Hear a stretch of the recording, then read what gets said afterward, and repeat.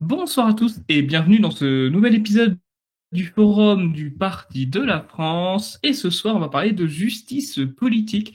Et oui, la justice est politique, on le sait très bien. On sait très bien que quand on est d'un côté plutôt que de l'autre, on peut avoir plus de condamnations.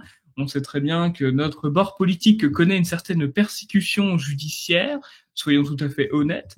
On sait très bien qu'en France, pays qui a inventé la liberté d'expression et pourtant, on n'est pas dans les pays qui est le meilleur dans ces domaines, loin de là. D'ailleurs, je crois qu'on n'est même pas dans le top 25 des pays qui auront la meilleure liberté de la presse.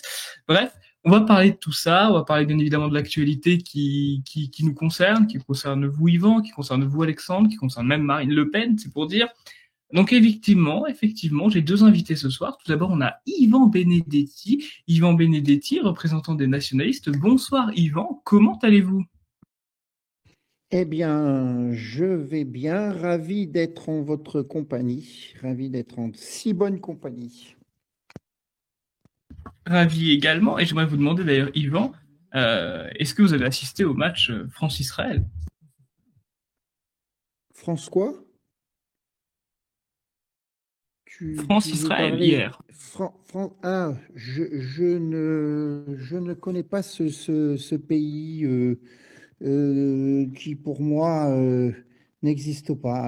Alors, il y a une équipe d'un côté dite nationale. Elle ne représente pas ce que nous sommes en tant que communauté de destin, en tant que nation historique, et de l'autre, un État que je considère comme illégitime, dont j'ai du mal même à prononcer le nom. En tout cas, ce match fut bien nul puisqu'il a fini sur un score de 0-0, donc un match nul total, j'ai envie de dire, et il y a eu évidemment beaucoup de polémiques autour de ça. On en parlera dans la rubrique actualité. Et je suis également accompagné d'Alexandre Simoneau. Alexandre Simoneau, délégué général du Parti de la France. Bonsoir Alexandre, et membre du bureau politique bien entendu. Comment allez-vous? Je fort bien, cher Alexandre. On rappelle aussi que vous êtes conseiller municipal de la commune de Taverny. Bah d'ailleurs, je crois que ça fait l'objet également de l'une de vos anciennes poursuites. On se rappelle de la fameuse capote géante, la capote la plus chère de France, si je peux me permettre. Je t'en Peut-être pour prie. nos spectateurs qui connaissent pas, vous pouvez rappeler l'histoire. Oh, l'histoire est amusante. Le 2 décembre de l'an de grâce 2006, l'ancien maire, feu le maire de Taverny, Maurice Boscader, dont je salue la mémoire et pour qui je prie régulièrement, pour lui et son épouse, Jeanne Boscader, n'avait rien trouvé de plus beau à installer à l'entrée de la ville qu'un préservatif géant. Le titre du Parisien de l'époque, c'était 9 000 € d'amende pour avoir crevé la capote géante. Finalement, ça faisait bizarre parce que je pars de chez moi le matin, bon, faut qu'ils installent quelque chose, mais bon, je me suis dit, ils vont quand même pas faire le coup de Act Up qui avait fait ça de manière, comment dire, c'était une opération commando. Ils vont quand même pas mettre un préservatif sur la liste de Taverny quand je vais revenir ce soir, le soir. Puis si je reviens, je vais le déchirer. C'est dégueulasse. En tout cas, ça n'a rien à faire sur la place publique. Bon, bref. Je reviens le soir. Et effectivement, qu'est-ce que je trouve dans cette Taverny? Un préservatif géant de 11 mètres de hauteur, il y a toujours des vantards. Bon, je garde ma voiture, et puis j'y vais. Qu'est-ce que je fais? Je fais un trou dedans, je craque, je déchire, je rentre à l'intérieur. Donc j'ai réussi à rentrer dans un préservatif, oui, c'est quand même pas mal. Et je suis ressorti de l'autre côté pour faire ce qu'on appelle un appel d'air, parce que je crois qu'il y avait pour être maintenu comme ça en hauteur parfaitement verticale, n'est-ce pas? Il y avait des pompes ou à l'hélium, j'en sais rien. Enfin, quelque chose qui le maintenait bien droit. Alors, j'ai dû être dénoncé et repéré par quelqu'un que j'aurais pas voulu avoir comme voisin pendant l'occupation.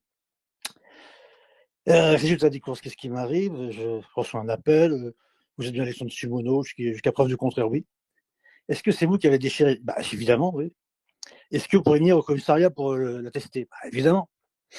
Mais moi, j'ai à la fois le calme des vieilles troupes, puis je me dis, bon, allez.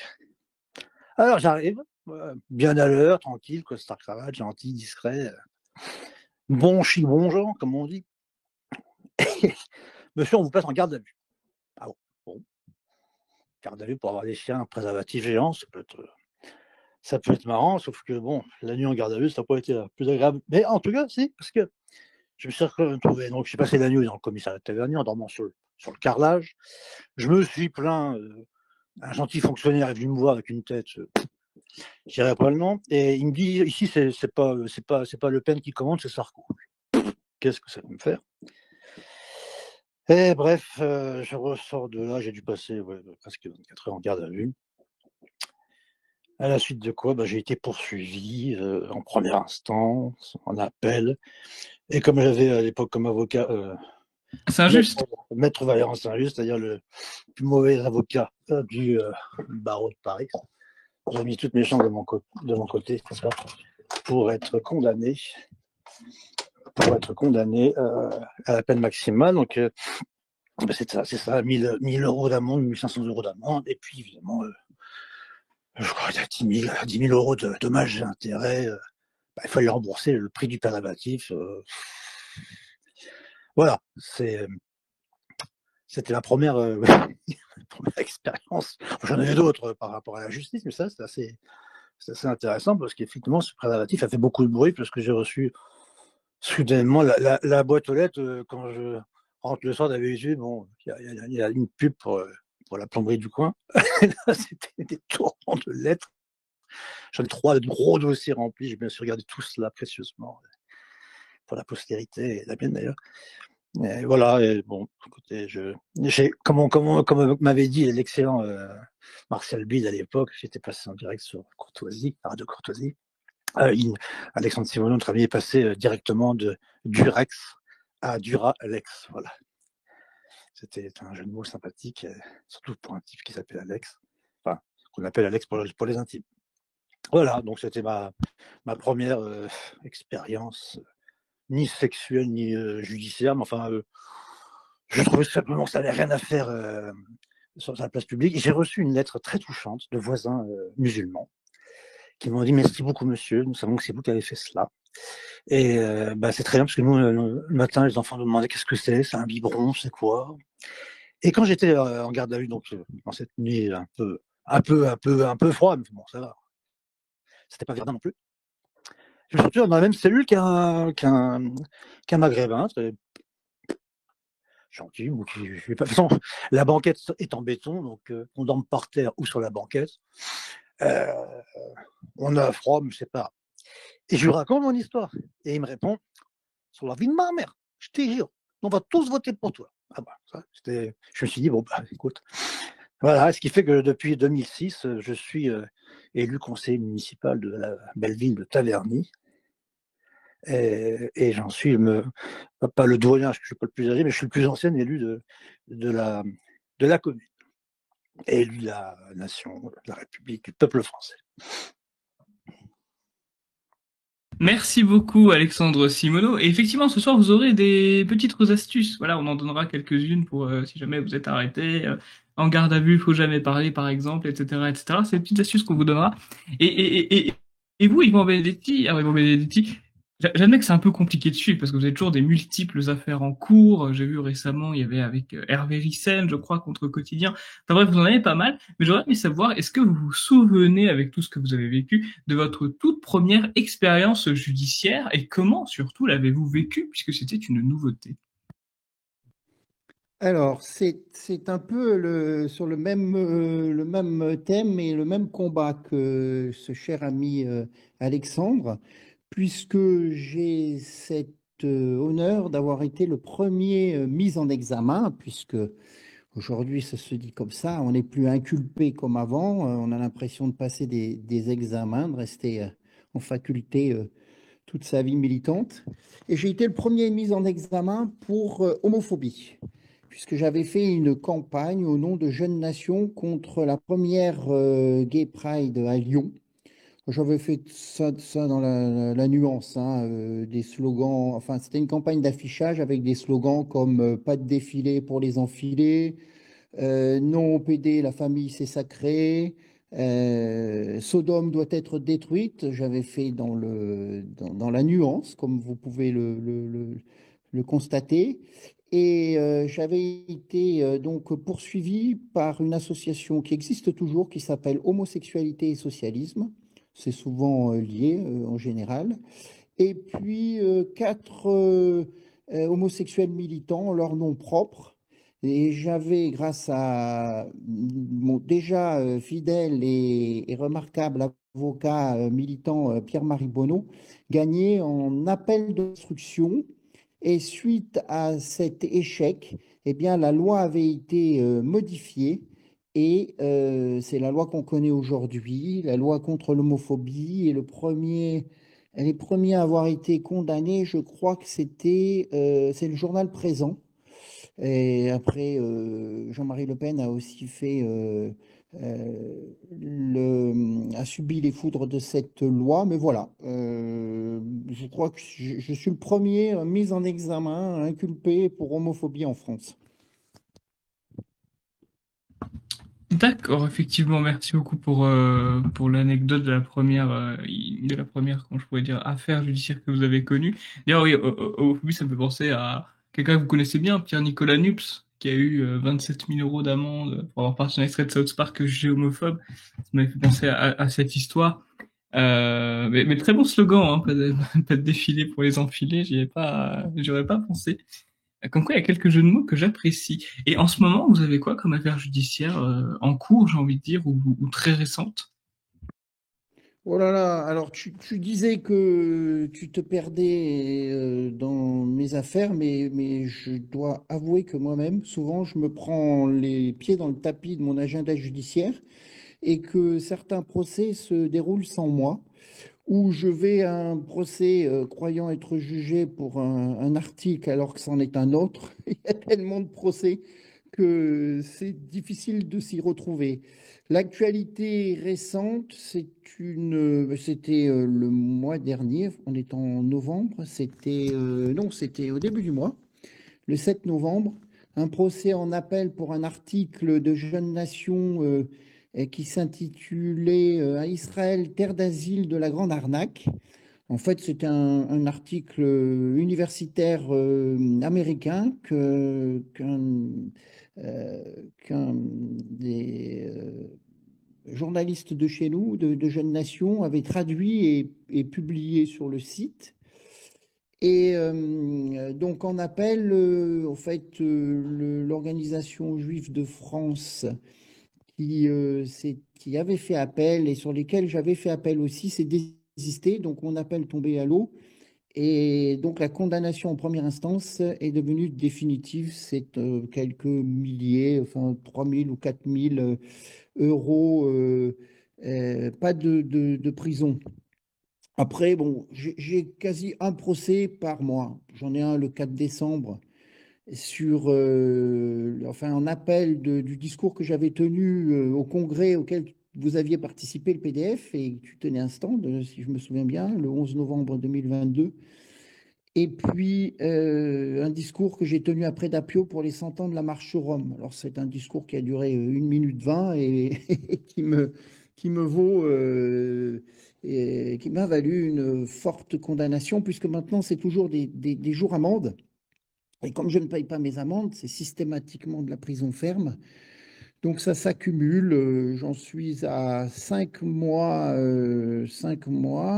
donc, de promesses de bracelet électronique. Ce n'est pas encore appliqué. 2 plus 3 mois. Et puis, ben là, j'aurai ce procès en appel. Et puis, le 23 janvier, puisqu'il y a un procès tous les mois, c'est le procès contre Metaxas, l'avocat que j'avais qualifié de voyou, de raclure, l'avocat de Lyon qui défendait l'assassin de cette pauvre Axel Dorier qui, souvenez-vous, avait été traîné sur 800 mètres sous la voiture. Et cet avocat qui est un avocat qui se compromet avec le grand banditisme, avec les voyous, puisqu'il a eu des liens avec Néret, le commissaire Ripoux de Lyon.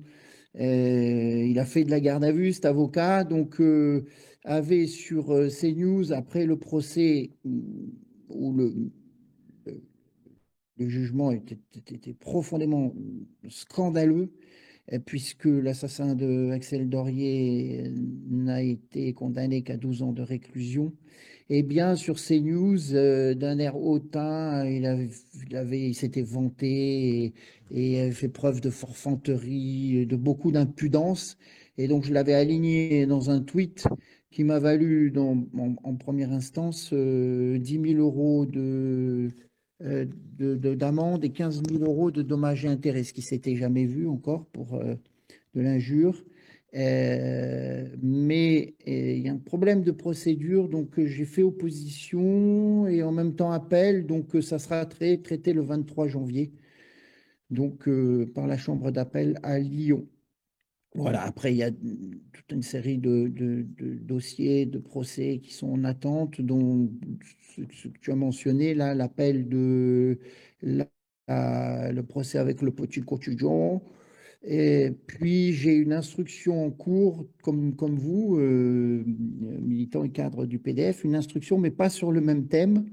C'est pour apologie de terrorisme et de crimes de guerre, pour mes positions par rapport à ce que je considère, à ce que nous considérons, nous, comme un génocide à Gaza et au Liban. Voilà.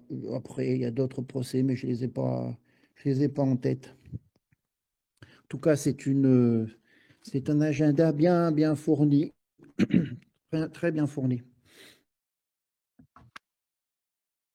Merci beaucoup, Yvan. Et bien évidemment, nous sommes dans la compassion avec vos affaires judiciaires. Et vous, Alexandre Simoneau, je crois savoir que vous avez une affaire en cours. Est-ce que vous pourriez nous en parler? Je vais vous lire une chose bien plus intéressante sur ça, mais vous allez voir que ça va. Je vais vous lire ma dernière tribune dans le journal municipal qui est édité tous les mois. Voilà. Alors, mon groupe, je suis président d'un groupe, mais je suis le seul membre et ça m'arrange. Taverny, ville française. Voici le titre. Immigration égale insécurité. Une fois de plus, une fois encore, un abominable fait divers vient nous rappeler une triste réalité. La folle et inconsciente politique d'immigration pratiquée en France depuis des décennies, aussi bien par la gauche que par la fausse droite, a laissé rentrer sur notre sol n'importe qui sans aucun contrôle. Philippine, une jeune étudiante de 19 ans, catholique et versaillaise, a été ignoblement violée puis tuée par Tao, un jeune Marocain sous obligation de quitter le territoire français, OQTF, dans le bois de Boulogne en septembre dernier.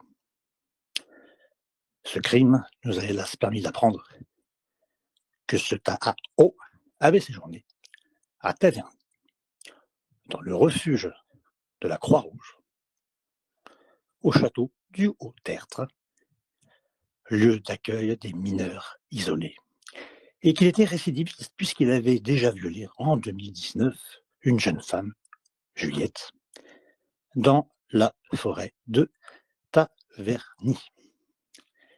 L'immigration incontrôlée engendre l'insécurité. Le Pen avait raison. Merci beaucoup, Alexandre. Mais est-ce que vous pourriez nous parler effectivement de votre procédure actuellement en cours? La procédure actuellement en cours. D'accord, ok. Ok, très bien. Je comprends que vous vouliez garder ça secret. En revanche, si oui. vous me permettez de faire de la publicité pour un excellent ami qui n'est plus de ce monde, maître Olivier Kraft, qui était docteur en droit, licencié S-lettres, avocat honoraire à la Cour d'appel de Paris, magistrat honoraire. Ce livre s'appelle Les 3 procès de Jésus. Une nouvelle édition augmentée et mise à jour aux éditions Godefroy de Bouillon. Les 3 procès de Jésus. Préface de Lucien Ben Soussan, ancien avocat à la Cour d'appel d'Alger, avocat honoraire à la Cour d'appel de Paris, magistrat honoraire. Un livre passionnant. Voilà. Olivier Kraft, Les 3 procès de Jésus.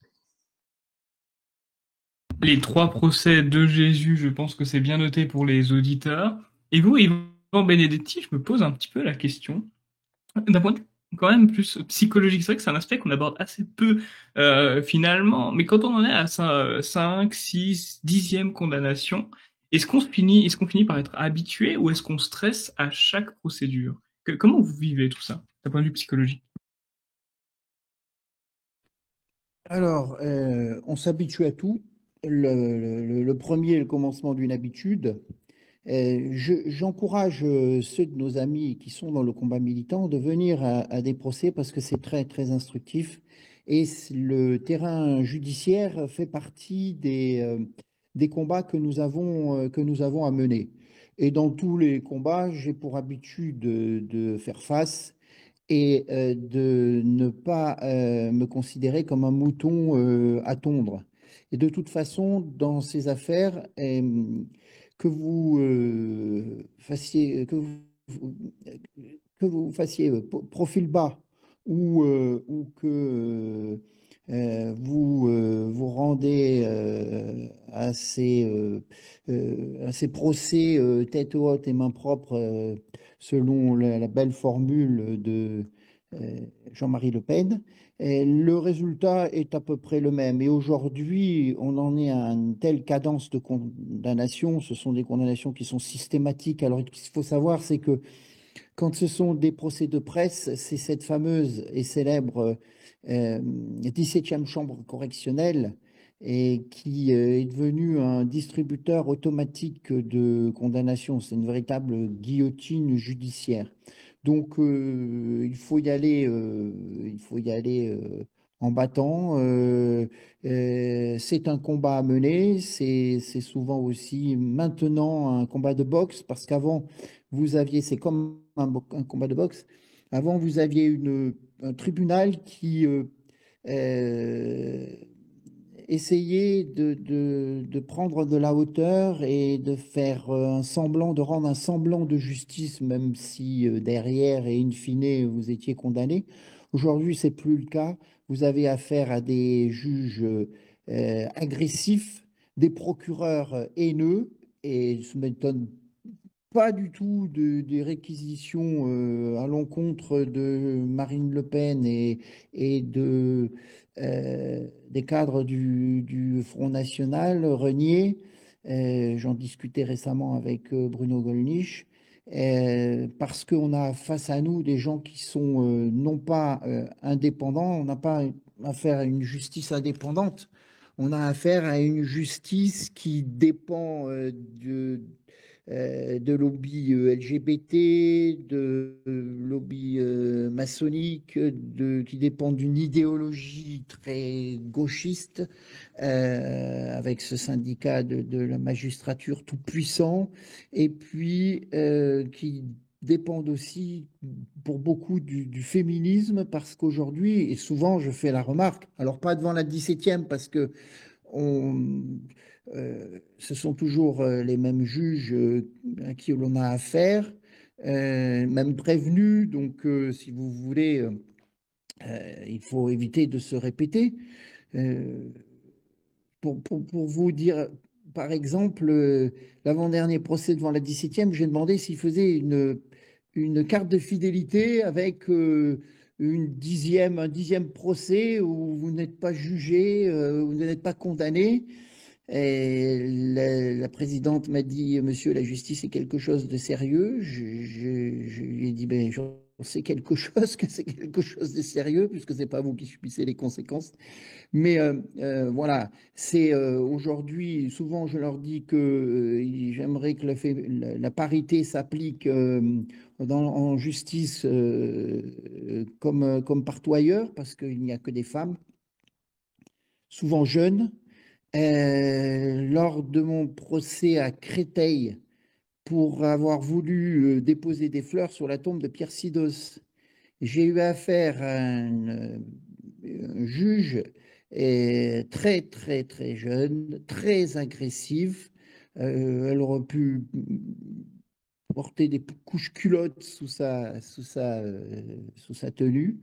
Alors, ça, c'est un procès extraordinaire, celui de Créteil, puisque, comme je vous dis, j'étais poursuivi pour l'hommage à Pierre Sidolle, l'hommage annuel Pierre Sidolle au cimetière de Thiers. J'avais été arrêté, fait une garde à vue assez courte, mais très, très difficile, fatigante. De mes gardes à vue les plus fatigantes parce que j'avais été menotté sur un banc métallique au poste de contrôle du commissariat. Donc c'était assez éprouvant. Puis bon, il y avait là un drogué. Euh, puis c'est pas les prix Nobel hein, qui défilent, comme vous imaginez. Eh bien, alors que au tribunal de Créteil, déjà quand vous y allez, j'étais allé en métro, vous sortez du métro, vous avez les trafiquants de cigarettes, les trafiquants de cam qui vous proposent leurs marchandises. Un petit peu, on est à 300 ou 400 mètres du tribunal. Hein. Ensuite, c'est un tribunal qui est d'architecture très maçonnique et devant la chambre qui m'a jugé, vous n'aviez que des prévenus euh, immigrés qui étaient là pour trafic ou consommation ou trafic de drogue. La chambre d'en face, c'était séquestration, meurtre, torture, enfin bon. Vous voyez un petit peu. Et vous aviez deux martiens là au tribunal, en costard et en cravate, blanc, polis, alors que tout autour c'est la cour des miracles. Et ces juges, trois femmes, hein, souvent vous avez le parquet représenté par une femme avec une stagiaire, c'est une femme, les trois juges des femmes, le greffier ou la greffière. Le greffier, on peut trouver des hommes, mais vous avez la 17e, la greffière avec une stagiaire. Enfin bon, c'est euh, la République des dames. Et cette cour de ces femmes était très différente, très polie avec Mohamed, Rachid, Mouloud et Mustapha. Par contre, quand ça a été mon tour, c'était, mais alors pour des fleurs sur une tombe au cimetière, je me demande si j'avais pas commis le crime des crimes. Ça a été vraiment haineux. Ça a fini d'ailleurs par une condamnation ubuesque, puisque j'ai été condamné.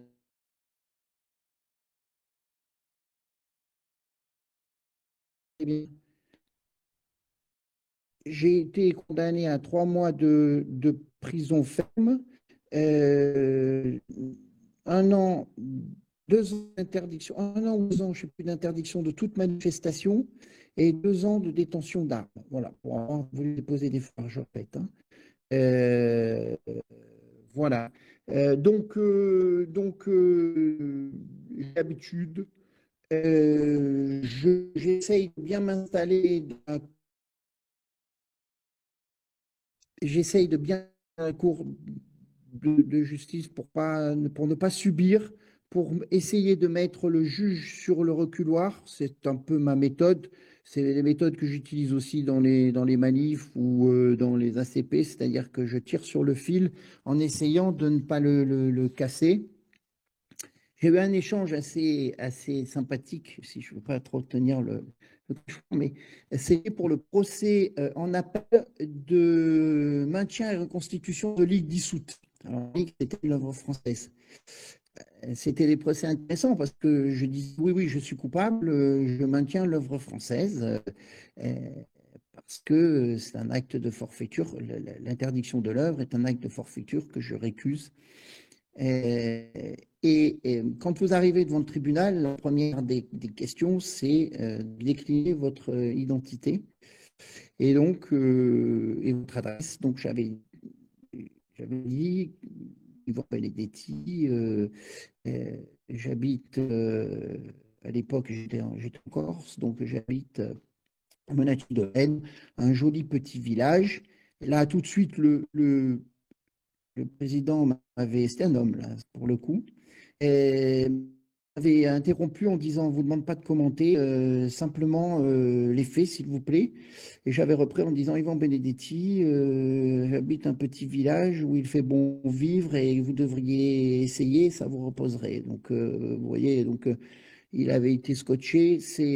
J'ai pour habitude de faire face et d'essayer de prendre toute ma place je vais souvent même systématiquement avec l'emblème de l'œuvre française, avec l'insigne de l'œuvre française au revers pour bien montrer que eh, leur condamnation ne me touche pas. Voilà, c'est un peu ma méthode. Une méthode alors de politesse, il faut de moins en moins parce que je vous dis, on subit une haine de plus en plus visible.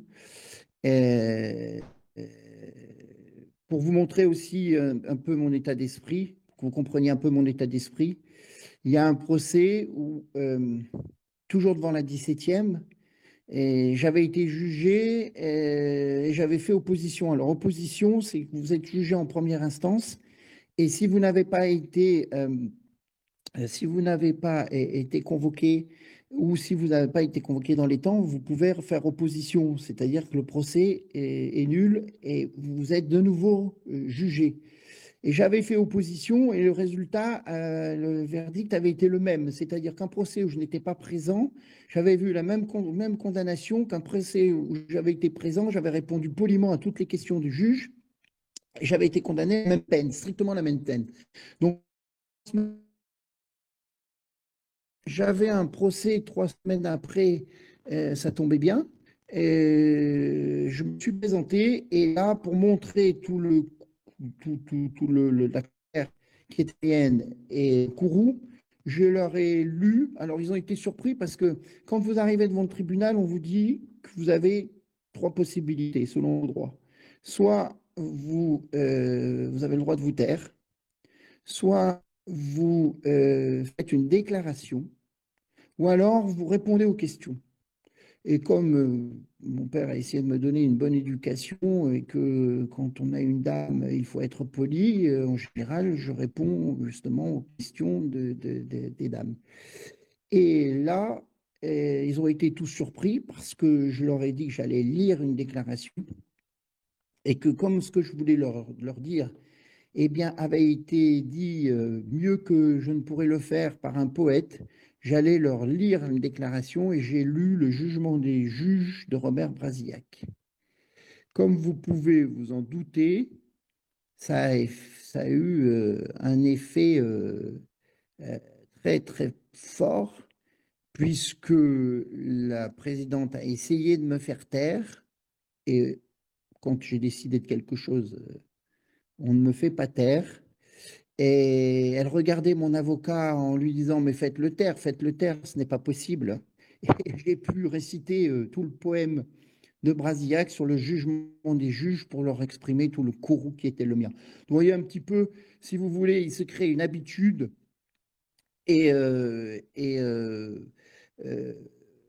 là, on va vers des procès de plus en plus agressifs, avec beaucoup de tensions.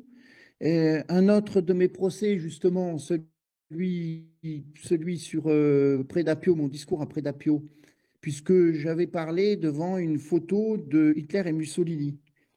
Et j'avais été invité, c'est un banquet, j'avais été invité par un abbé qui s'appelle le Padre Tam, qui est un abbé fasciste, hein, en Italie, ça dénote pas.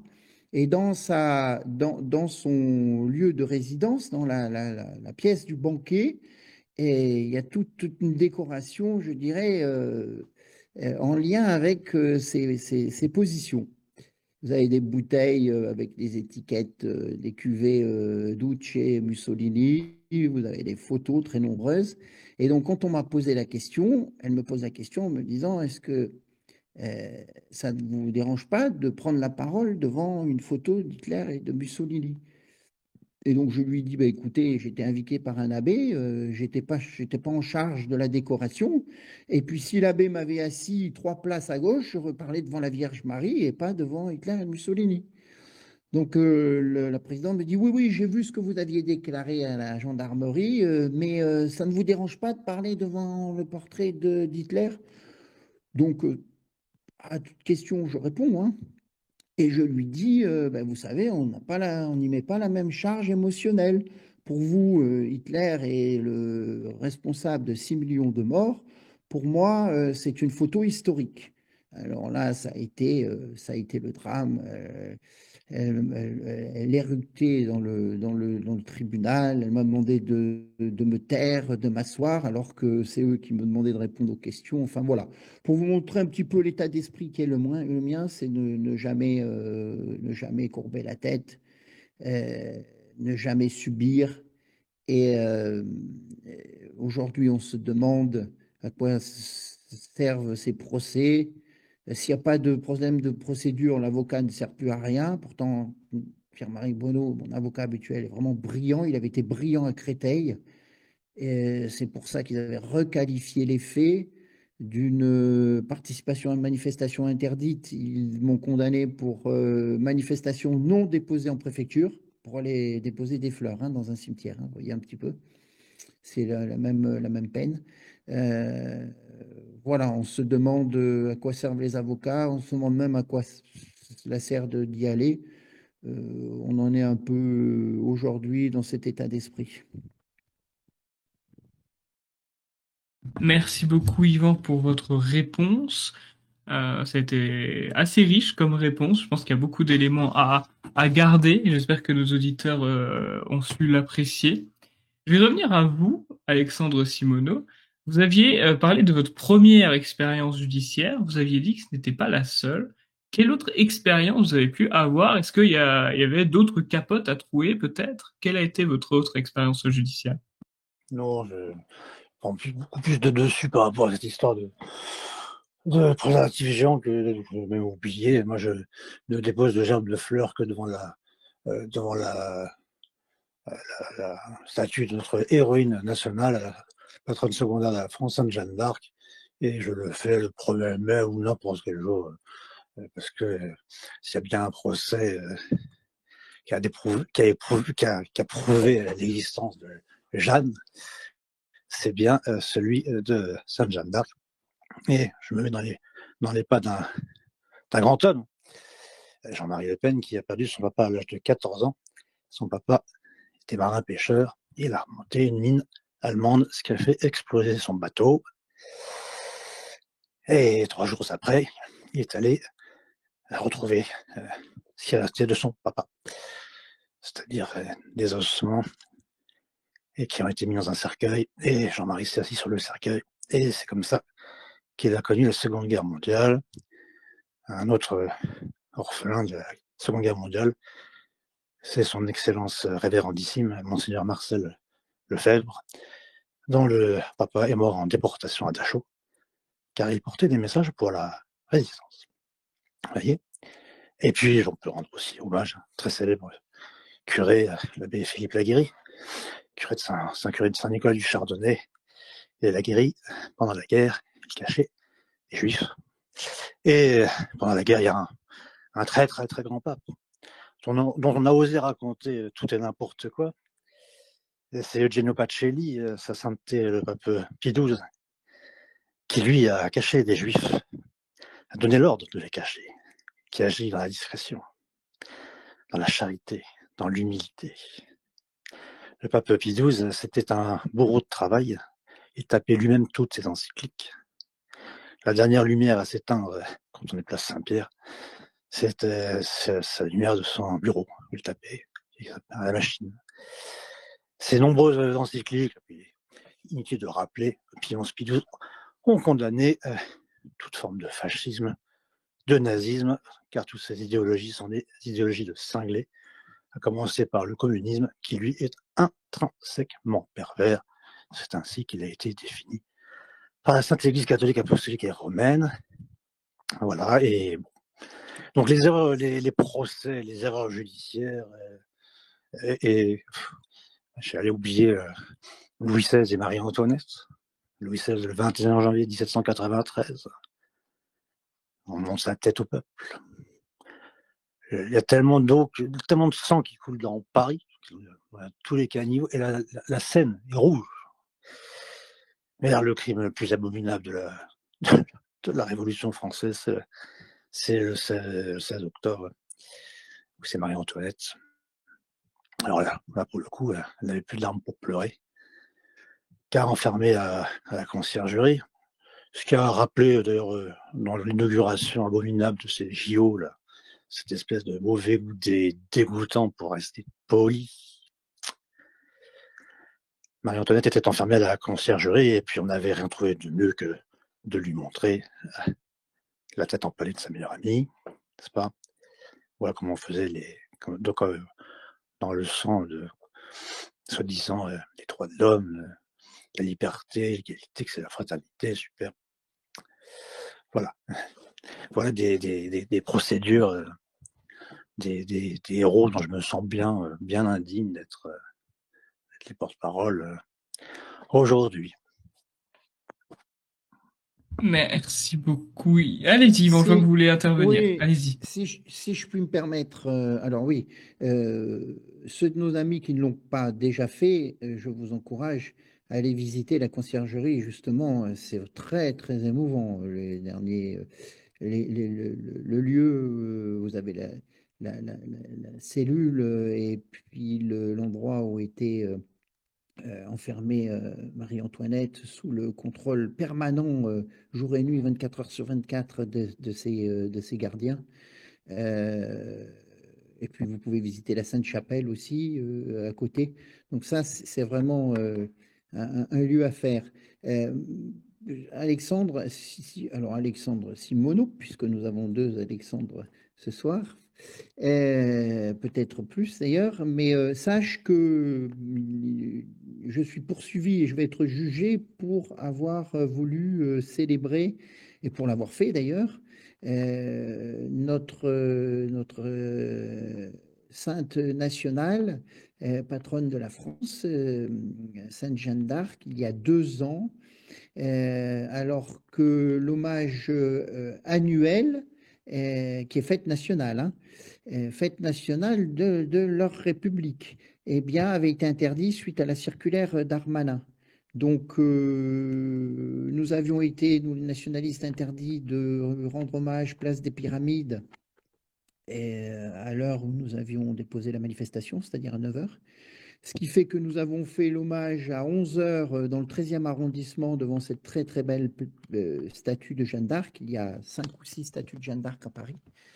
Et ça m'a valu des poursuites et un procès, il n'y a pas la date encore, pour organisation d'une manifestation non déposée, puisque il ne pouvait pas me poursuivre pour manifestation interdite, étant donné que ce n'était pas le même lieu et que ce n'était pas la même heure. Alors, petite anecdote, puisque si je puis me permettre encore, j'ai quelques anecdotes. Petite anecdote, ce jour-là, on les avait vraiment fait tourner en bourrique, puisque nous avions fait notre commémoration dans le 13e, quand je vous l'ai indiqué, et puis ensuite, quand les, les, les policiers s'étaient retirés de la place des Pyramides, nous étions allés déposer la gerbe, qui est une des plus belles gerbes que les associations ou les mouvements puissent déposer. Nous avions déposé la gerbe devant la place des Pyramides et j'avais fait une petite photo et un tweet un tweet moqueur à l'attention de Darmanin. Ils étaient tellement furieux que dans la foulée, ils m'ont cherché partout. Alors que j'étais dans le TGV, retour chez moi, j'ai eu des appels me disant qu'il fallait que je vienne à leur convocation. Et le plus comique, c'est qu'à un moment donné, il y a un policier qui m'appelle sur mon portable et qui dit donnez-moi, je suis en bas de chez vous, donnez-moi le code d'entrée de la porte. Et donc, je leur donne le code pour rentrer dans l'allée de l'immeuble où se trouve le siège des nationalistes. Et il me dit, mais ça ne marche pas. Et je dis, mais vous êtes où? Il me dit, ben, devant votre domicile, rue de Bruxelles à Paris. Je dis, mais où est-ce que vous avez trouvé cette adresse? Et le gars me dit, ben, dans l'annuaire.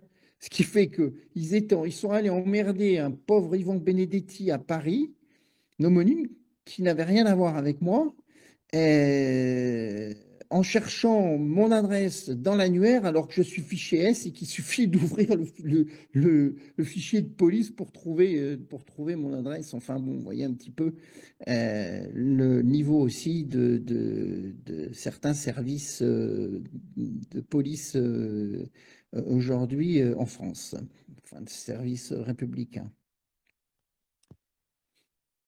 Merci beaucoup Yvan pour encore une fois plein d'anecdotes. Donc, c'est aussi pour ça qu'on vous invite, c'est parce qu'on prend plaisir à découvrir vos anecdotes.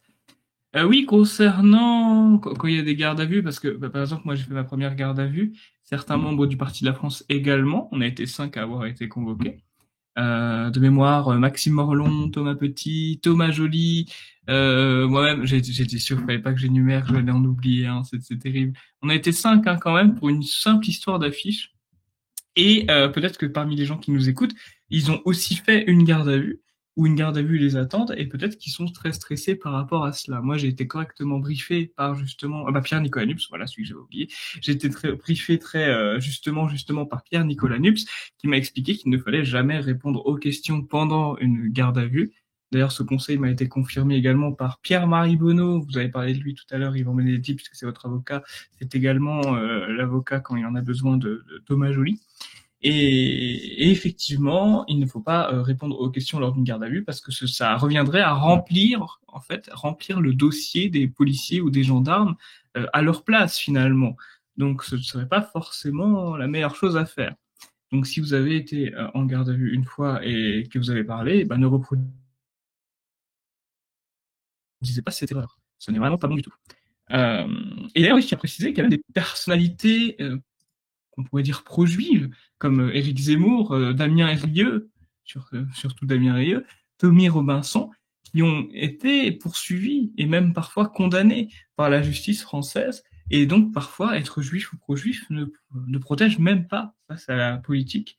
Donc, ça paraissait aussi important de le rappeler. Et d'ailleurs, puisqu'on parle de la politique, je veux dire la justice, il y a le Rassemblement national, Marine Le Pen notamment qui est inquiétée, Marine Le Pen qui, le 13 novembre, donc il y a 2 jours, le tribunal contre elle a requis, excusez-moi, une possibilité d'être inéligible aux élections, ce à quoi Marine Le Pen dit que c'est une forme de peine de mort politique, que ça va à l'encontre de la démocratie. D'ailleurs, on a vu plusieurs personnalités politiques comme Xavier Bertrand notamment, mais aussi des députés de la France Insoumise, qui ont dit que le Rassemblement national jouait les vilains petits canards et qu'il n'y avait pas de raison de s'inquiéter. Alexandre Simoneau, vu que vous avez été, je crois, le plus jeune adhérent, si je ne dis pas de bêtises, à une époque du Front National, vous aviez connu effectivement des décennies de persécution judiciaire, pas en tant que personne, mais en tant que parti politique qu'est le Front National?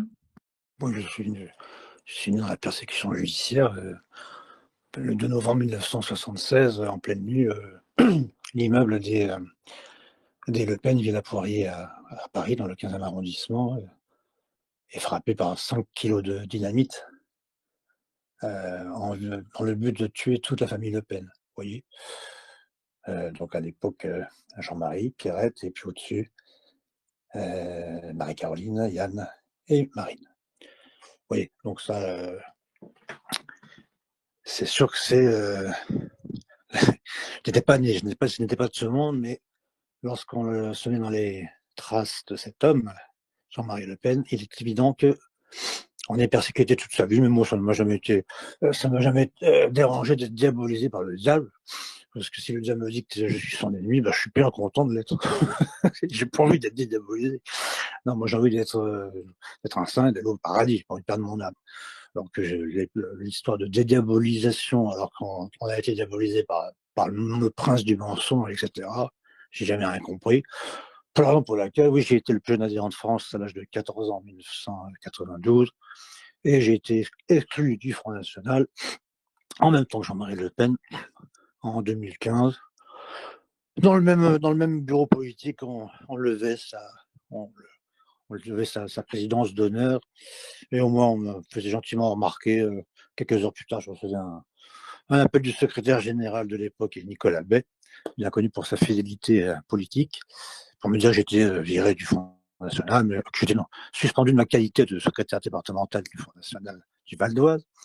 C'est-à-dire une sorte de présidence du Front National dans le Val d'Oise, une présidence que j'ai exercée pendant 5 années. Mais ça n'avait aucun rapport avec la persécution, évidemment, qui était faite avec Jean-Marie Le Pen. Mais Jean-Marie Le Pen m'a raconté tout ça. Et j'ai comparu, Jean-Marie a dû écourter ses vacances, parce que sa fille, il se surnommait Bruta. Bruta, c'est Brutus, si on connaît un petit peu l'histoire. Et lui a envoyé une lettre le jour de sa fête, en plus c'est sympa, le 4 août, le jour de Saint-Germain-Vianney, pour le convoquer de mémoire le 20 août, voilà, le 20 août, au Carré à Nanterre, le siège du Front National. Et était accompagné évidemment de l'excellentissime Bruno Gollnisch et de l'excellentissime maître Frédéric Joachim, qui est devenu mon avocat. J'ai trouvé qu'il n'y avait même pas de comparaison possible. Bon, et voilà, et le soir même, à 20h, on une dépêche sur ce qui me sert de téléphone pour parler. Jean-Marie Le Pen exclu du Front National. Bon. Alors je comparais devant la même ça s'appelle comment, le conseil de discipline. Bon.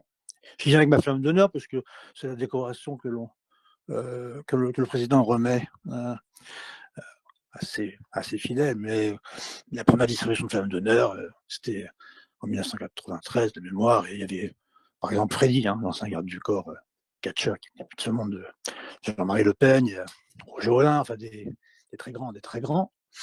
Et il m'a remis, donc je me suis pointé à la commission de discipline avec ma flamme d'honneur à la boutonnière. Alors je me retrouve là, je retrouve mon excellentissime avocat. Alors c'est injuste, enfin non, c'est injuste. Alors là, il est procureur d'un coup. Alors je lui fais remarquer qu'il était beaucoup plus charmant à l'époque. Il était mon avocat, mauvais avocat. Maintenant qu'il est devenu persécuteur. J'étais allé le rencontrer. Immédiatement après, je recevais une note de 2000 €. Qu'est-ce que c'est que cette histoire? Et je dis à Jean-Marie, mais c'est quoi ça? T'inquiète pas. Il me dit, mais pourquoi vous avez montré ça à Le Pen? Je dis, bah, attendez, vous m'envoyez, je viens vous rencontrer, vous m'envoyez une note de 2000 balles. Bref, c'est pas. Et donc, j'avais en face de moi Jacques, Jean-François Jacques, Madame Fatma, Monsieur Bildeux. Qu'est-ce qu'il restait d'autre? Enfin bon. Et voilà, ils m'ont questionné sur ma fidélité irréprochable à Jean-Marie Le Pen. Moi, je ne sais pas à être reprochable ou irréprochable, je suis fidèle en amitié, en amour, c'est comme ça.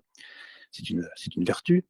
Et la dernière question, est-ce que tu te reconnais dans le Front National actuel? Je dis, sans Jean-Marie Le Pen? Oui. Hors de question. La séance s'est levée, je ressors, tranquille, puis je reçois quelques temps après un charmant courrier, lettre avec RAR, recommandé avec accusé de réception, de Marine Le Pen, c'est ça, oui. Un modèle qui nous apparaît ce soir, je ne sais même pas pourquoi, persécution, me prenne peine de mort judiciaire, peine de mort politique, j'ai rien compris. Me faisant savoir, je n'appartenais plus à l'association Front National. Finalement, nous avons rendu un très grand service, parce qu'après, c'est devenu tout est n'importe quoi. On trouve que le mariage homosexuel est une chose. Voilà, maintenant, on inscrit l'avortement de la Constitution. C'est pas formidablement bien. Bah, écoutez, continuez à vous amuser, mais moi, je suis pas dans la même loge que vous, je suis dans aucune loge, d'ailleurs, je suis chez moi. J'ai pas envie du tout d'avoir à faire tout et n'importe quoi pour me dédiaboliser, me rediaboliser. L'excellent Éric Zemmour, oui, je continue à le soutenir, et je le soutiendrai s'il est candidat à la prochaine élection présidentielle. Parce que, oui, je suis allé aux derniers meetings d'Éric place du Trocadéro. C'était. On s'est senti porté, mais bon. Ah oui, j'avais été d'ailleurs au meeting Trocadéro. On était 100 000. Et j'étais au premier aussi c'était Villepinte, oui, le grand rassemblement où quelqu'un lui avait quasiment. Alors, je ne sais pas si on lui avait sauté dessus ou s'il était tombé parce qu'il y avait tellement de gens autour de lui. Mais bon, on a l'habitude de ces. Moi, quand j'étais gamin, je m'asseyais même au blanc-rouge. Le matin, il y avait une messe qui était célébrée. Le président Jean-Marie Le Pen faisait célébrer Une messe, mais la messe de toujours, bien évidemment. Mon cher papa, Michel Simoneau, a animé la chorale, et moi j'étais enfant du chœur. Bon, au bout d'un moment, j'ai commencé à grandir, puis euh, je devenais organiste, j'accompagnais cette magnifique célébration. C'était voilà, l'alliance de, comment dirais-je, de la couronne et de la tiare, si vous voulez. C'est comme ça que j'ai rencontré mon épouse bien aimée. Je l'ai connue à Saint-Nicolas sur le Maine. Nous sommes retrouvés à une belle fête des Bleus Rouges. On ne s'est plus jamais quitté, tout simplement. Donc voilà. Et ben voilà une bien belle. J'ai continué ma vie dans les j'ai pas mes plus belles années de vie politique, de vie de militant. Ça a été depuis notre exclusion à tous les deux, parce que là, on traversait la France ensemble. Nous arrivions. J'étais tantôt le garde du corps, tantôt le chauffeur, bref. Et c'était toujours un grand plaisir de venir aux invitations du Parti de la France. Où nous étions très agréablement. Enfin, Jean-Marie, moi, je faisais que, comme on dit, bodyguarder. Enfin, c'est sûr que bon, à force, j'ai quand même grandi, je fais 1m90, et comme je fais pas mal de natation et de musculation, bon, je laisse une apparence. Donc les gens ne viennent pas m'embêter. Je prends pas d'argent. Si quelqu'un touche à Jean-Marie, je lui passe un marron à la figure, puis on continue. Enfin, châtaigne. Et j'imagine que vous faites de la natation pour pouvoir sauver les migrants lorsqu'ils sont dans la Méditerranée. C'est pour ça, je fais de la natation parce que c'est le meilleur des sports. De manière très, très tranquille, je mets la brasse. Et visiblement, ça permet de courir de faire des allers-retours, et puis ça permet de percevoir un kilomètre, 600 km à la nage. C'est ça qui est bizarre. Le plaît parce qu'il est très naturel. Hein. Des accouchements qui se font dans l'eau parfois. C'est de nager, d'aller chercher la surface. C'est merveilleux de nager au fond. Heureusement, j'ai eu un grave accident de santé il y a 10 ans. Il s'appelle un pneumothorax. Alors, ça, je ne savais pas. J'avais une espèce de douleur, point de côté. Oui, ce qu'on appelle un point de côté. Je suis allé vite aux urgences à Cochin.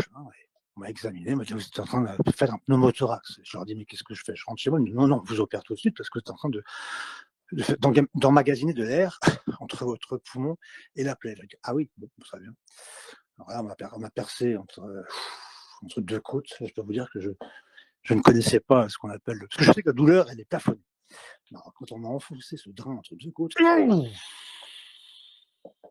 et après, pendant 3-4 jours, on a enlevé tout l'air qui s'était emmagasiné c'était mon poumon droit. Voilà.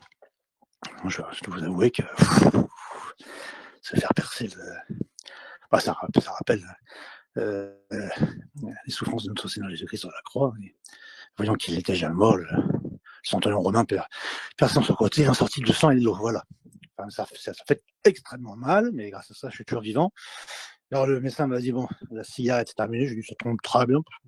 J'avais justement envie d'arrêter de cette saleté de tabac.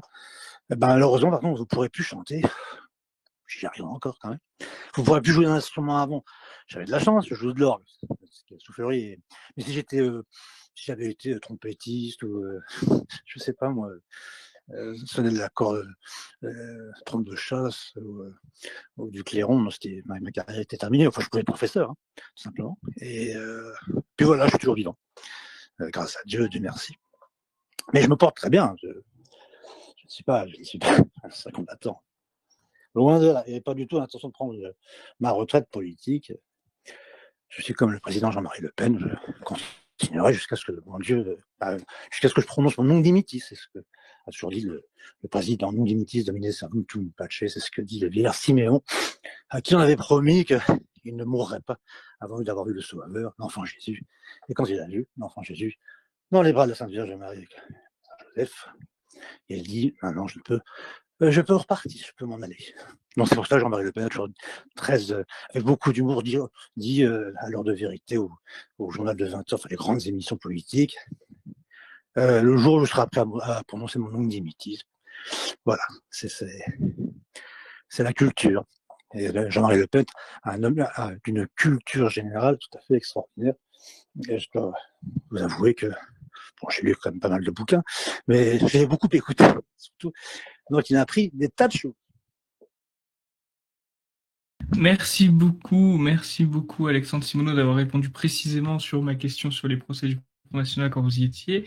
Maintenant, parce que ça fait 1 heure qu'on parle du thème et vous savez qu'on parle, on parle beaucoup d'actualité aussi. En général, c'est 1 heure sur le thème, excusez-moi, et une demi-heure sur les actualités de la semaine. Comme actualité de la semaine, on a, justement, je vais écrire un communiqué de presse là-dessus, c'est vrai, Elon Musk qui devient ministre de l'efficacité gouvernementale sous Donald Trump. Alors, il sera en fonction, bien évidemment, à partir de janvier. Je crois que c'est le 20 janvier aux États-Unis. Vous savez, il y a un délai entre le moment où on est Tout à fait. élu et le moment où on est en fonction. Voilà, tout à fait. Vous, par exemple, Yvan Benedetti, qu'est-ce que vous pensez de cette... déjà, qu'est-ce que vous pensez de la victoire de Donald Trump? C'est vrai que je vous permets de vous donner, excusez-moi, la parole là-dessus sur mon émission, puisque c'est relativement récent également, et ce choix d'Elon Musk comme ministre de l'efficacité gouvernementale, un ministère dont on aurait bien besoin en France, à mon avis. Alors, si je puis me permettre, avant d'aborder, de répondre à ta question, simplement pour clôturer le problème de la répression, je suis obligé de vous parler des associations qui soutiennent justement ceux qui sont persécutés, des associations qui aident ceux qui sont condamnés, euh, d'autant plus que tu parlais de garde à vue. Il y a un petit guide qui a été édité qui s'appelle Carnet du militant face à la répression policière et judiciaire, qui est un petit carnet édité par l'association ANAG, qui est une des associations qui aide justement ceux qui sont en but à cette répression. C'est l'association Notre Avant-Guerre. Ils ont je ne sais pas si vous connaissez, ils ont un journal qui s'appelle Le Clan. Donc, c'est important en tant que militant de se procurer ce petit livret qui est gratuit et qui est distribué par une autre association de soutien qui s'appelle le Clan, le Comité de liaison et d'aide nationaliste. Vous pouvez trouver, pour ceux qui ne le connaissent pas, le canal sur Telegram. Alors, l'ANAG, non, ils n'ont pas de canal. Si vous voulez les contacter, vous n'hésitez pas, vous me le dites, vous m'écrivez. Le Clan, vous les trouverez donc sur Telegram, Comité de liaison et d'aide nationaliste Clan. Et puis, vous avez aussi une association d'un ami que vous connaissez très bien au PDF, qui s'appelle le Drapeau Noir et qui a une boutique avec un canal aussi, Drapeau Noir, la boutique. C'est une vente de beaucoup d'autocollants, notamment pour aider à cette lutte. Donc, je ne pouvais pas passer à un thème d'actualité sans parler de ces associations qui sont très utiles, qui sont mobilisées et qui nous permettent de ne pas se détourner du combat en n'ayant à mener qu'un combat unique, c'est-à-dire celui de la répression. Il faut pouvoir se dégager de ça parce que c'est une conséquence du combat que nous menons contre le système. Donc, c'est ce combat qui peut perdurer grâce à l'aide de ces associations qu'il faut soutenir. Voilà. Ceci étant dit, en ce qui concerne Trump, euh, alors, énormément de bonnes choses dans l'élection de ce phénomène, hein. C'est un phénomène, on l'a vu, hein, quand il s'est fait tirer dessus. euh, N'importe qui aurait pu se cacher, se terrer. Lui euh, a fait face en brandissant le poing, en criant fight, fight, fight, combat, combat, combat. On voit bien que cet homme-là est fait d'un acier très particulier. Le fait qu'il ait une fortune personnelle lui a permis de mener ce combat contre le système dont il a fait partie, hein, puisqu'il a soutenu le Parti démocrate, il a soutenu après le Parti républicain. Donc, son indépendance financière lui a permis de mener le combat qui est le sien.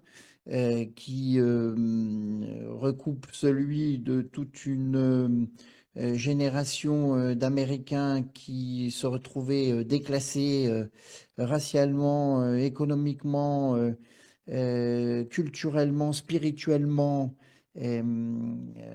à travers ce mouvement de Tea Party, le mouvement MAGA. Voilà, donc d'un côté, c'est une très bonne chose, une guerre qui déclare à l'état profond. Après, nous verrons quelles sont ses positions, puisqu'il se présente et on nous le présente comme un homme de paix. Je me rappelle que lors de son premier mandat, il avait été celui qui avait utilisé les bombes les plus puissantes depuis la Seconde Guerre mondiale contre les talibans en Afghanistan. Et ses positions aussi par rapport au Judapo demandent à être précisées si l'on s'en tient à ces nominations.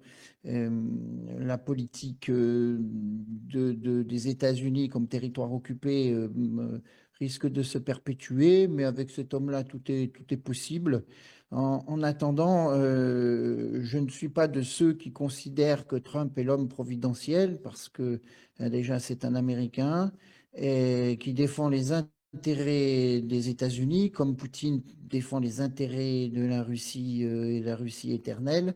Nous avons, nous qui sommes les représentants et les défenseurs d'une vieille civilisation, et notamment d'un pays qui a apporté beaucoup à la civilisation européenne, notamment par sa chrétienté, et bien, auquel faisait allusion Alexandre Simoneau, nous avons à trouver Je cette ne fais pas d'allusion, énergie. moi. Je crois en Dieu, je suis catholique, je ne fais pas d'allusion, voilà, tout simplement.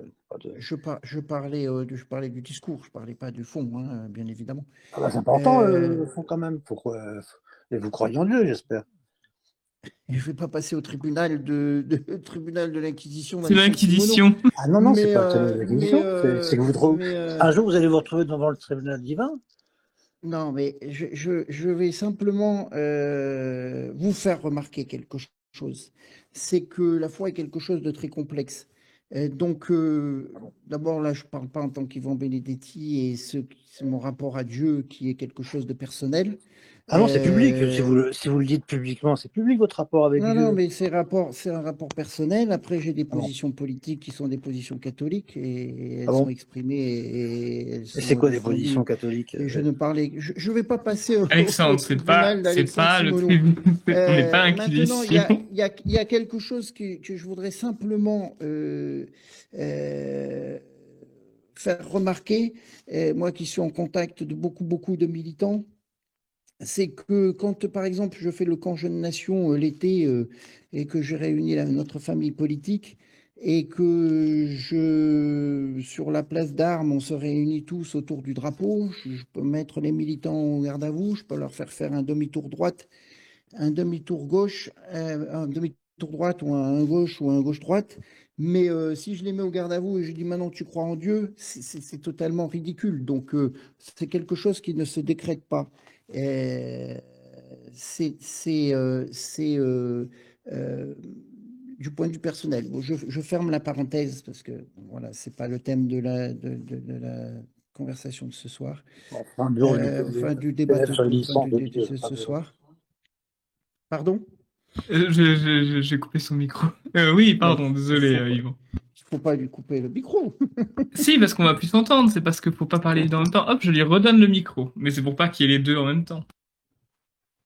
Oui, donc je disais, c'est à nous de trouver dans notre histoire, dans notre spiritualité, dans notre race, notre sang, la force de rétablir la France historique, dans nos prières aussi. Tiens, pourquoi pas, c'est important.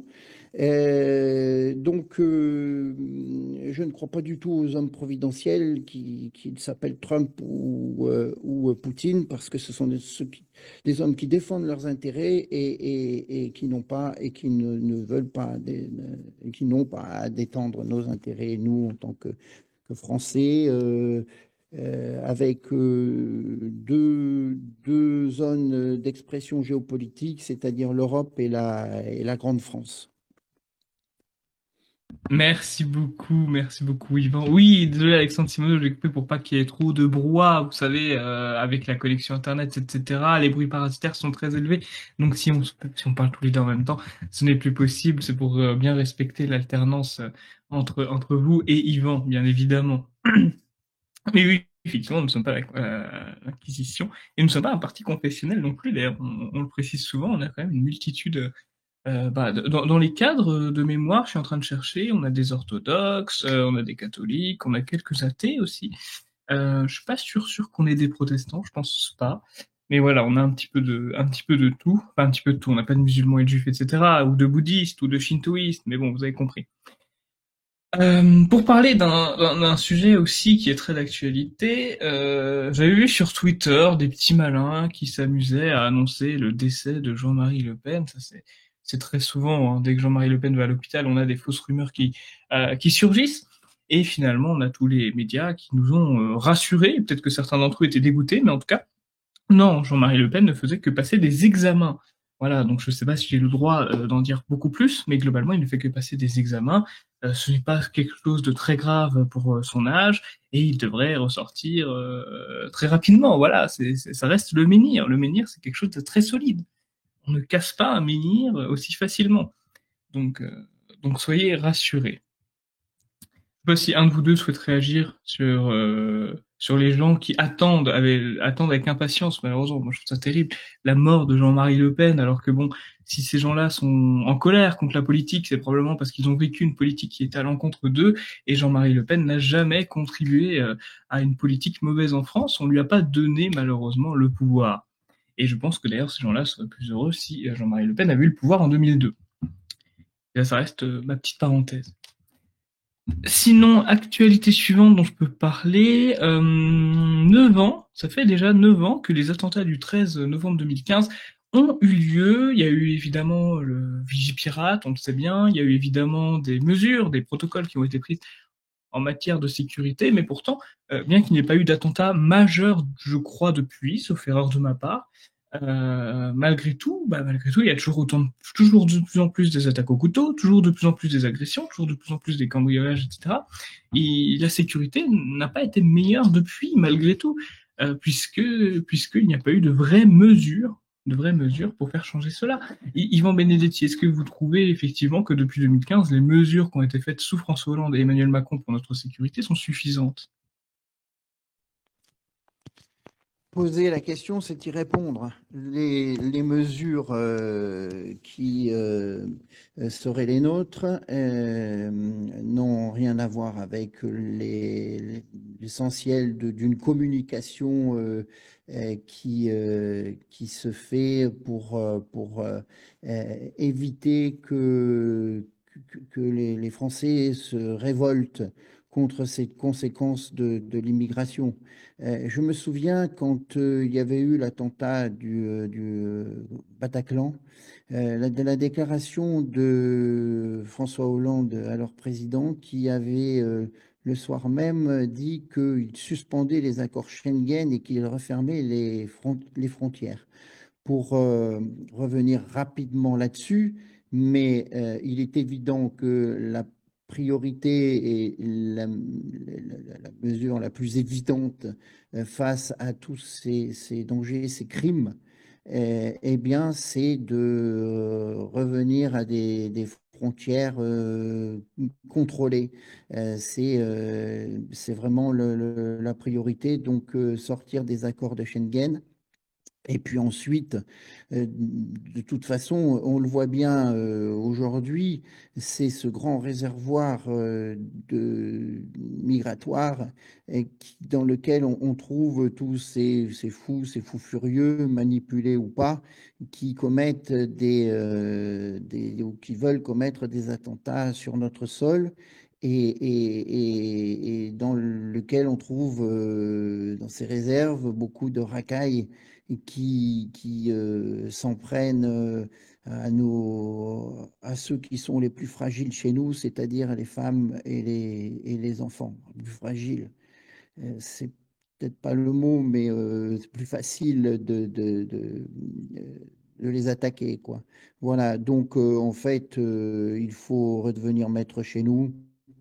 Il faut non seulement un arrêt de la politique migratoire, mais une inversion de la politique migratoire, c'est-à-dire pratiquer une politique de remigration juste. C'est indispensable pour être maître chez nous, sans subir la domination d'idéologies, qu'elles nous viennent de ce monde entier, avec ceux qui viennent s'essuyer les pieds sur la France comme un paillasson, ou même des idéologies qui sont celles du pouvoir et qui entretiennent, défendent, financent l'immigration. Dans tous les procès que j'ai, enfin dans beaucoup de procès que j'ai, eh bien, ce sont des procès parce que nous dénonçons la politique migratoire, nous affirmons que la France est catholique et blanche dans sa règle générale. Après, bien évidemment, il y a des cas particuliers. Et ceux qui nous poursuivent, eh bien, ce sont ces associations de la pleurniche, ces associations qui prétendent représenter la communauté juive dans son ensemble. Je veux parler de la LICRA, l'Observatoire juif de France, l'Observatoire juif d'Europe, le CRIF, l'Association des fils et des filles déportés de France. On voit bien que toutes ces associations défendent et encouragent l'immigration qui, aujourd'hui, pour une grande part, se retourne contre leur communauté.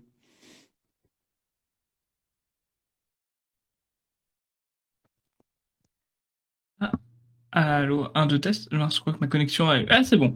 Ma connexion a eu un petit coup de mou. D'ailleurs, oui, ça me fait penser. Votre déclaration fait penser que j'avais regardé tout à l'heure une émission, une rediffusion d'une émission sur Radio Juive. Alors, je suis pas un consommateur de Radio Juive, c'est juste parce que l'extrait était intéressant.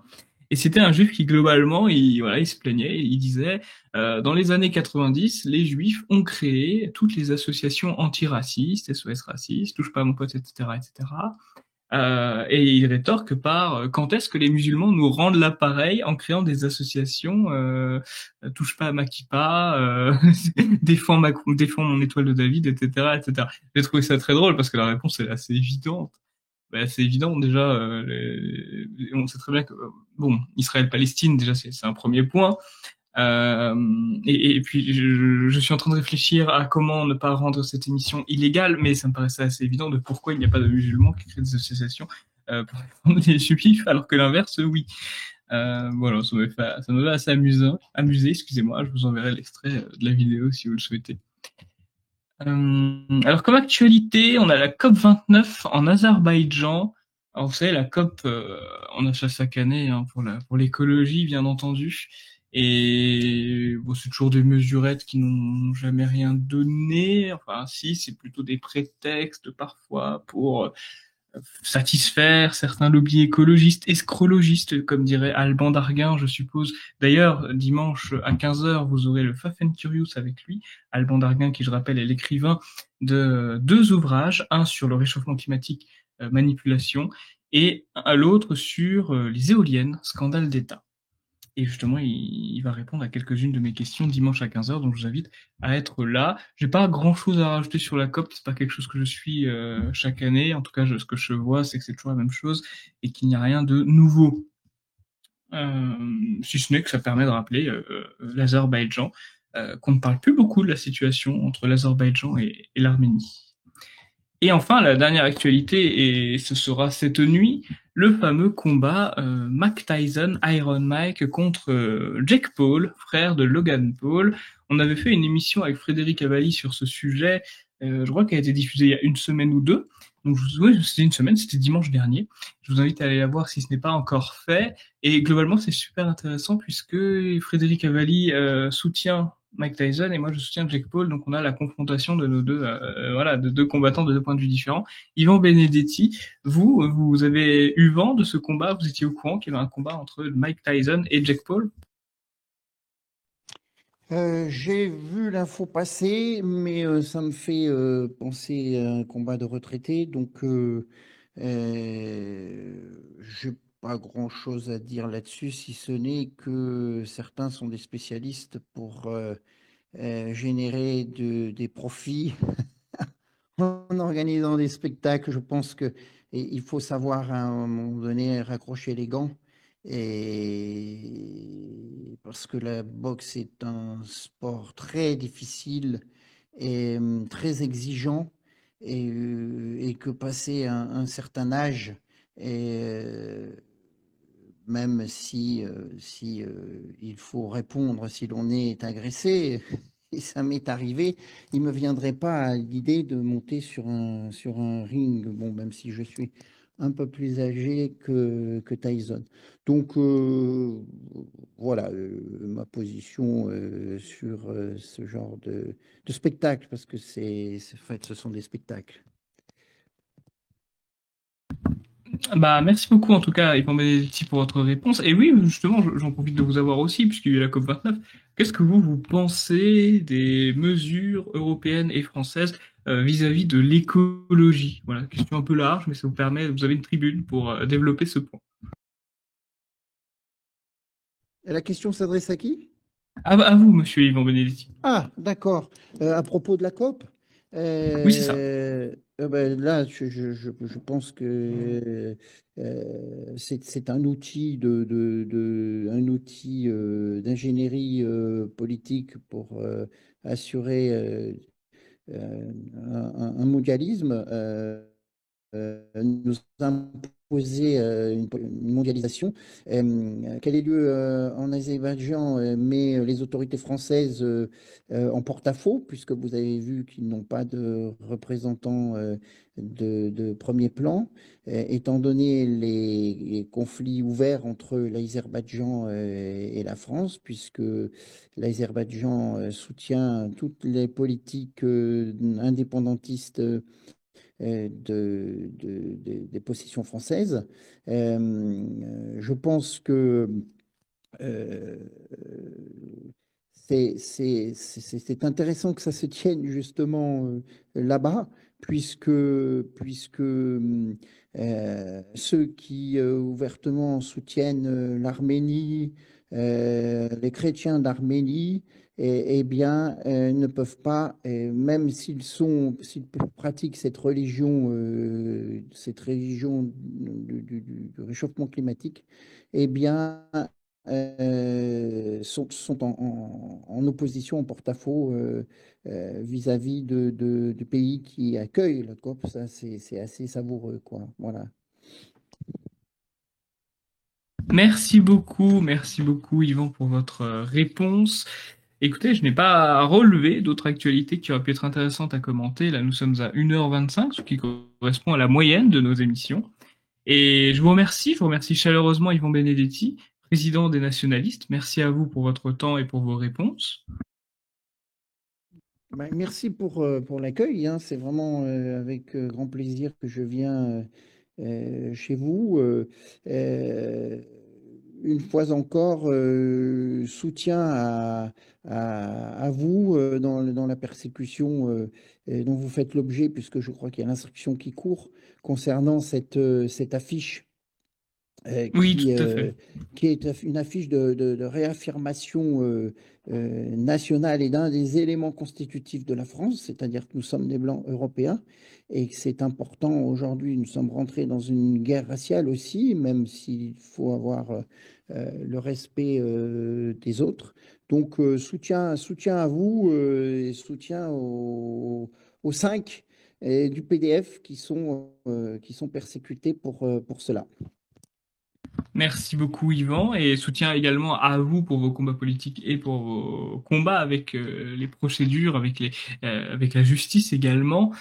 Bien évidemment, il y aura un lien dans la description. Vous m'enverrez en message privé, Yvan, le lien que vous voulez que je mette en avant dans la description de la rediffusion YouTube, et je le mettrai bien évidemment pour vous remercier. Et merci également à Alexandre Simoneau, délégué général du Parti de la France, pour ses réponses précises à mes questions. Je vous en prie, c'était un plaisir. Je dois dire que moi, je proclame catholique et français toujours. Et la France est un empire sur lequel le soleil ne se couche jamais, par conséquent. Il y a des Français blancs, il y a des Français noirs, il y a des Français asiatiques, il y a des Français... Et puis je suis très heureux de saluer par la même occasion ma grande sœur Natacha et mon frère Louis, qui habite les États-Unis, Boston.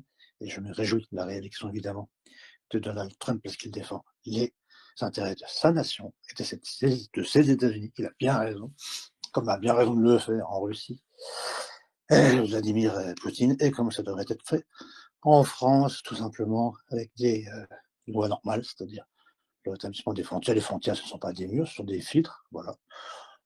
C'est comme pour ceux qui fument, ils ont un filtre.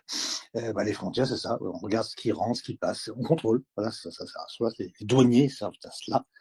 Et ils font ça très bien, notamment en Suisse, parce qu'en Suisse, je peux vous dire que. Et puis, pour repérer la Suisse sur une carte du monde, en tout cas, c'est un merveilleux État. Et voilà, j'ai pas d'histoire de blanc ou de rouge ou de noir. À cette heure-ci, généralement, il dort. Mais catholique et français, toujours, ça, c'était notre chant au Front National, à la sortie de la messe, au Marie, aux mères chéries, car le cœur des Français, la foi des anciens jours, entendu au du ciel, ce cri de la patrie. Catholique et français, toujours, catholique et français, toujours. Voilà. Et Jean-Marie Le Pen chante ça parfaitement bien. Catholique et français, mais attention à ne pas abuser sur le vin de messe. En tout cas, je vous souhaite une très bonne fin de semaine à tous. Je vous donne rendez-vous dimanche pour une vidéo avec Alban Darguin et rendez-vous la semaine prochaine pour un nouvel épisode du Forum du Parti de la France. Au revoir tout le monde. Merci Yvan, merci Alexandre. À très vite, chers auditeurs.